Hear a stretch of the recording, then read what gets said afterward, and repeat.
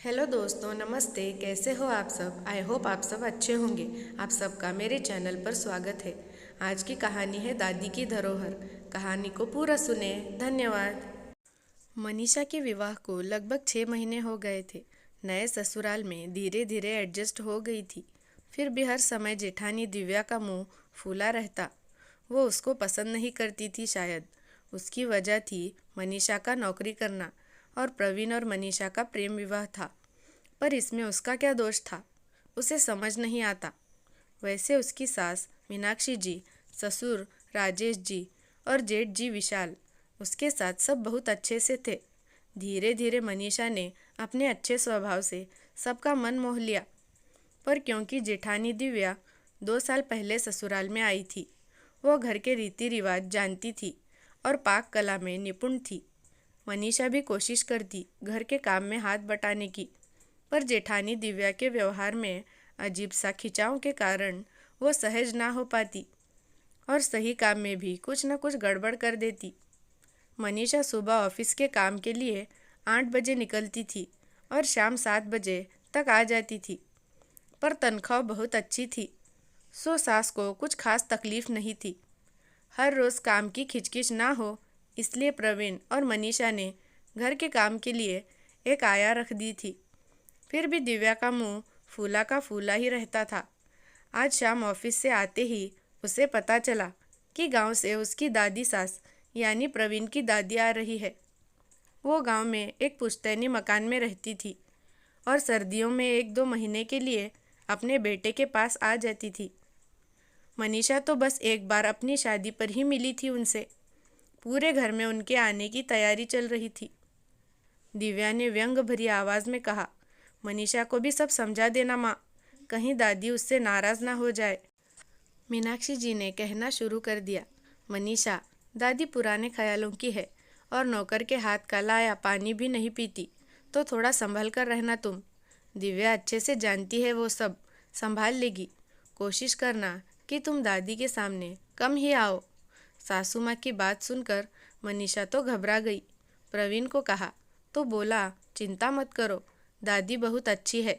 मैं दादी का प्यारा छोटा पोता हूँ। तुम बेकार का मत सोचो, जैसी हो वैसी ही रहना। पर फिर भी मनीषा ने मन में अजीब सा डर समाया हुआ था। ऑफिस से आकर जैसे ही घर में मनीषा आई, दिव्या ने झटपट साड़ी पहनकर पल्ला लेकर दादी से मिलने को कहा। जैसे तैसे साड़ी पहनी और अम्मा से मिलने गई। मिलते ही अम्मा ने तो मानो आशीर्वाद की झड़ी लगा दी। बहुत प्यार से मिली दादी। पता नहीं क्यों मनीषा को दादी को देखकर अपनी नानी की याद आ गई। दादी का झुर्रियों से भरा चेहरा मनीषा को बहुत भाया। रात हो चली थी और प्रवीण भी दादी के पास ही बैठा था। दिव्या आई और पूछा, दादी खाना लगा दूं? हाँ, पर आज खाना छोटी बहू के हाथ का खाऊंगी। उसको पहली रसोई का नेक जो देना है। दादी की इस बात पर कमरे में सन्नाटा सा छा गया, पर दिव्या के चेहरे पर एक कटाक्ष मुस्कान थी। मीनाक्षी जी बोली, अम्मा, आज तो सब बन गया है, मनीषा के हाथ का कल खा लेना।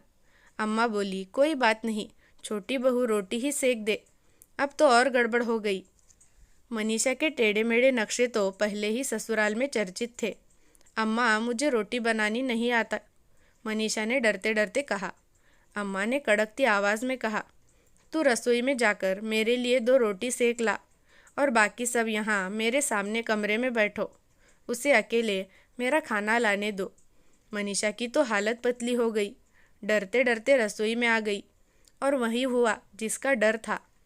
पहले से भी बहुत बुरी 2 रोटियां बनी, एक बहुत मोटी तो एक पापड़ सी पतली। घबराहट में कुछ जल भी गई थी। बाहर अम्मा जल्दी ला का शोर मचाए हुए थी, तो जो बना वही लेकर आ गई, क्योंकि मनीषा की माँ ने सिखाया था कि अपनी गलती को स्वीकारने में देर और शर्म नहीं करनी चाहिए। मनीषा ने जैसे ही रोटी अम्मा के सामने रखी, अम्मा रोटी उलट उलट कर देखने लगी और प्रवीण से पूछा, ऐसी बहू कहाँ से ढूंढ कर लाया तू? कहकर जोर से हंस पड़ी। ऐसी ही रोटी बनी थी जब मैं ब्याह कर ससुराल में गई थी। दादी के हंसने से माहौल थोड़ा हल्का हो गया, पर दिव्या को अच्छा नहीं लगा कि इतनी बड़ी गलती पर भी मनीषा कैसे अम्मा की डांट से बच गई। छोटी बहू, अभी तेरे चौके की रस्म बाकी है, जल्दी खाना बनाना सीख ले मेरे जाने से पहले, अम्मा ने कहा। दादी, मनीषा चाइनीज़ बहुत अच्छा बनाती है, उसी से रस्म कर लो। गोल रोटी तो इससे बनने से रही, प्रवीण ने हंसते हुए कहा। शनिवार और रविवार को वृंदावन जाने का मन हुआ अम्मा का, सो शनिवार सुबह दिव्या, मनीषा, प्रवीण, अम्मा और मीनाक्षी जी पांचों वृंदावन अपनी गाड़ी से निकल गए। बहुत अच्छे से दर्शन किए और रात को जिद करके प्रवीण ने अम्मा को अपने कमरे में ठहरा लिया। आज पहली बार मनीषा को अम्मा के साथ अकेले समय बिताने का मौका मिला। यही प्रवीण चाहता था। मनीषा अम्मा से बातें करती रही और आखिर पूछ ही बैठी आम के बगीचे के बारे में। आम के बाग सुनते ही मानो दादी की आंखों में एक चमक सी आ गई।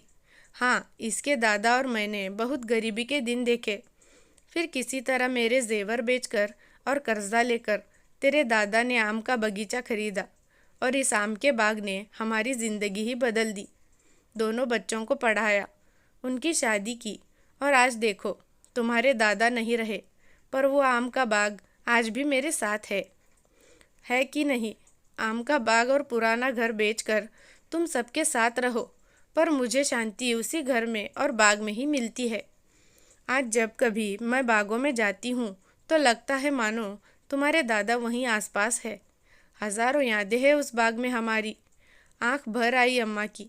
मनीषा ने अम्मा का हाथ सहलाते हुए कहा। नहीं बेचना अम्मा, और जब आम लग जाए तो बताना, मैं गांव में देखने आऊँगी। आज पहली बार किसी ने उनके दिल की बात सुनी और उनको आम का बाग ना बेचने को कहा। नहीं तो सबको यही लगता था उस घर और बाग को बेच देना चाहिए। मनीषा ने कभी गांव नहीं देखा था तो ठान लिया मन में कि अब की बार गांव देखेगी अम्मा का। अगली सुबह वृंदावन से वापसी थी। सुबह उठने पर देखा प्रवीण बुखार से तप रहा था। होटल में ही डॉक्टर को बुलाया तो बोला कि वायरल है, 4-5 दिन लगेंगे, और चला गया। तो दादी को बहुत फिक्र हो गई। अब प्रवीण बीमार है तो और यहाँ रुकना पड़ेगा। वैसे भी उन्हें बाहर के खाने से दिक्कत थी। प्रवीण ने कहा, दादी अभी दवा ली है, 1-2 घंटे में बुखार भी उतर जाएगा तो वापस चले जाएंगे। 2 घंटे में बुखार उतर तो गया, पर प्रवीण गाड़ी चलाने की हालत में नहीं था, पर वापस जाना भी ज़रूरी था। तो मनीषा ने झटपट कपड़े बदले, जीन्स के साथ लंबी कुर्ती पहन ली, स्कार्फ को इस तरह लपेटा मानो दुपट्टा हो, और बोली, मैं चलाऊंगी दिल्ली तक गाड़ी चलाकर। अम्मा ने हैरान होकर मनीषा के बदले पहनावे को देखा और पूछा, तुझे गाड़ी चलानी आती है? तो मुझे क्यों नहीं बताया आज तक? अम्मा, आपको शायद अच्छा नहीं लगता, सासू माँ ने जवाब दिया। पूरे रास्ते अम्मा मनीषा को कुशलता से गाड़ी चलाते देखती रही और प्रवीण दादी के चेहरे के आते जाते रंग। अम्मा ने पहली बार किसी घर की औरत को ऐसे गाड़ी चलाते हुए देखा था। दिव्या अंदर ही अंदर कुढ़ती रही। घर पहुंचकर अम्मा ने सबके सामने मनीषा की बहुत तारीफ की। अब तो मानो रोज़ रात को मनीषा और अम्मा की महफिल लगती और अम्मा खूब सारी गांव की और आम के बाग की बातें सुनाती। मनीषा के साथ अम्मा का एक अलग सा रिश्ता बन गया था। देखते ही देखते 2 माह गुजर गए। अम्मा के गांव जाने का वक्त आ गया, पर मनीषा ने भी इस बार मई में गांव आने का वादा किया। वो आम के बाग जो देखना चाहती थी, जो अम्मा की अमूल्य धरोहर थी। मई में सारा परिवार मनीषा की जिद पर पहली बार गांव गया। मनीषा सबसे ज़्यादा खुश थी। जब वो आम के बाग देखने गए तो अम्मा ने जिद की कि आज मेरी छोटी बहू गाड़ी चलाकर बाग देखने ले चलेगी। सारे गांव को तो पता चले कि मेरी बहू कितनी होशियार है। मनीषा घर में अपने सास ससुर को अच्छे से समझा चुकी थी कि बाग अम्मा के लिए कितने मायने रखती है। अब उसको बेचने की कोई बात नहीं करेगा। सब लोग 2-3 दिन में वापस चले गए, पर प्रवीण और मनीषा और 10 दिन वहाँ रुके। कुछ ज़रूरी काम जो करना था, पर प्रवीण और मनीषा ने बाग के काम के लिए एक जान पहचान के ईमानदार आदमी को रख दिया, जो बाग की पूरी देखभाल कर सके और उस बाग से उसे भी कुछ हिस्सा मिले। साथ ही साथ उसकी बीवी अम्मा का ध्यान रखे। इस तरह अम्मा पर भी जोर कम पड़ेगा और अम्मा अपने घर और बाग का ध्यान रख पाएगी। अम्मा बहुत खुश थी मनीषा के फैसले पर। साल बीत गया, गांव में सब सही चल रहा था कि एक दिन अचानक गांव से फ़ोन आया कि अम्मा की हालत नाजुक है, सबसे मिलना चाहती है। सारा परिवार अगले दिन गांव रवाना हो गया। अम्मा की तबीयत बहुत ख़राब थी। अम्मा ने मनीषा को पास बुलाया। मनीषा अम्मा के पास ज़मीन पर बैठ गई। अम्मा ने बोलना शुरू किया, तुम सब ने मेरी बहुत सेवा की है, मुझे तुम सब से कोई शिकायत नहीं है। दिव्या ने भी मेरी बहुत सेवा की है, मगर सिर्फ खाना देना ही सेवा नहीं होती, ये मुझे छोटी बहू से मिलने के बाद पता चला। ना जाने इस बच्ची में क्या था कि इसके अपनेपन ने मुझे मोह लिया। सिर्फ घर के कामकाज में निपुण होना ही काफ़ी नहीं, ये इसने मुझे समझाया। इसने मेरे दिल की बातें सिर्फ सुनी ही नहीं, समझी भी। पूरे परिवार में सिर्फ ये अकेली थी जिसने कहा मुझसे, अम्मा बाग मत बेचना। और मनीषा ने यहाँ बाग और मेरे घर के लिए बंदोबस्त किया। वो मेरे लिए बहुत बड़ी बात थी और आज के बाद दोनों इसका पूरा ध्यान रखेंगे। ये सिर्फ एक जायदाद या संपत्ति नहीं, यहाँ मेरे और तुम्हारे दादाजी की आत्मा बसती है। इसलिए आज ये घर और आम का बाग मनीषा के नाम करती हूँ। ये इसकी उन 2 टेढ़ी मेढ़ी रोटियों की मुँह दिखाई है।